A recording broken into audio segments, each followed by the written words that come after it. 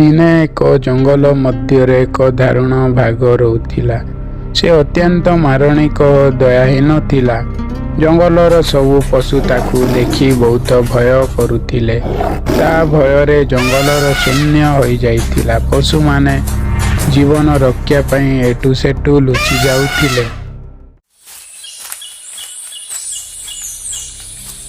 ଏଭଳି ଏକ ଦିନ ଏକ ଶିଆଳ ଜଙ୍ଗଲକୁ ନୂଆ ଆସିଲା। ଶିଆଳ ଚତୁର ବୁଦ୍ଧିମାନ ଥିଲା।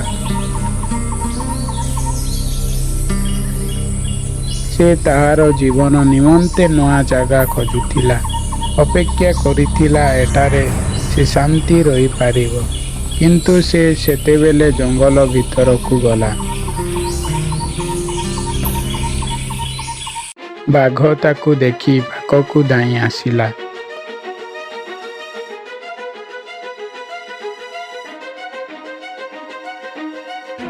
ବାଘ ଗର୍ଜନ କରି କହିଲା, ତୁମେ ଏଠି କାହିଁକି ଆସିଛ? ମହାରାଜ, ମୁଁ ଏଠି ଏକ ନୂଆ ଜୀବନ ଆରମ୍ଭ କରିବାକୁ ଆସିଛି। ବାଘ ହସିକି କହିଲା, ନୂଆ ଜୀବନ? ମୁଁ ତୁମ ଜୀବନ ଏଠି ସମାପ୍ତ କରିଦେବି। ଶିଆଳ ବହୁତ ଭୟଭୀତ ହେଲା, କିନ୍ତୁ ତାହାର ମନ ଶାନ୍ତ ଥିଲା।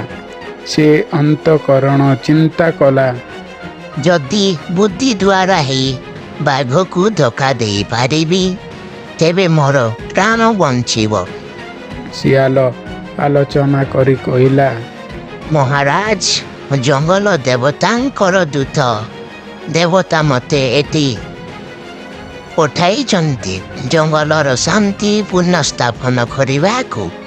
ଯଦି ଆପଣ ମୋତେ ଖାଇଦିଅନ୍ତି, ଦେବତା ଦେଖିବେ ଆପଣଙ୍କ କିପରି ଦଣ୍ଡ ଭୋଗ କରିବେ।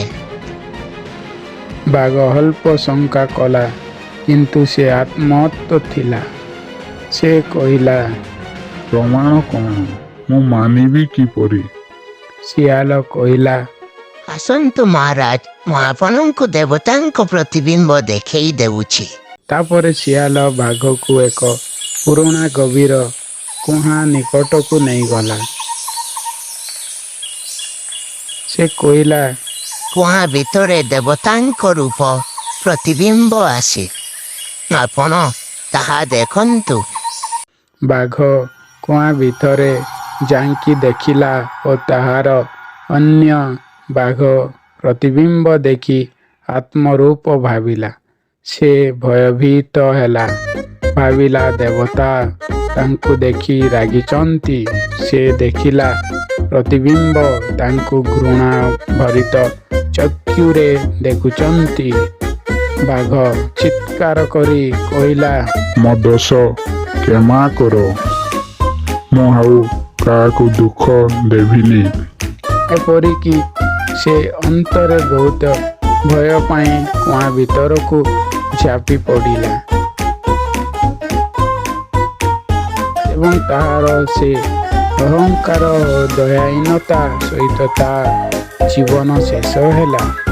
ଶିଆଳ ଶ୍ୱାସ ହାଲୁକା କରି କହିଲା, ବୁଦ୍ଧି ଥିଲେ ବଡ଼ ବାଘକୁ ମଧ୍ୟ ହରାଇ ପାରିବ। ଏହି ଗଳ୍ପର ନୀତି ଶିକ୍ଷା ହେଉଛି, ବୁଦ୍ଧି ଓ ଚତୁରତା ସବୁବେଳେ ବଲଠାରୁ ଶକ୍ତିଶାଳୀ ହୋଇଥାଏ।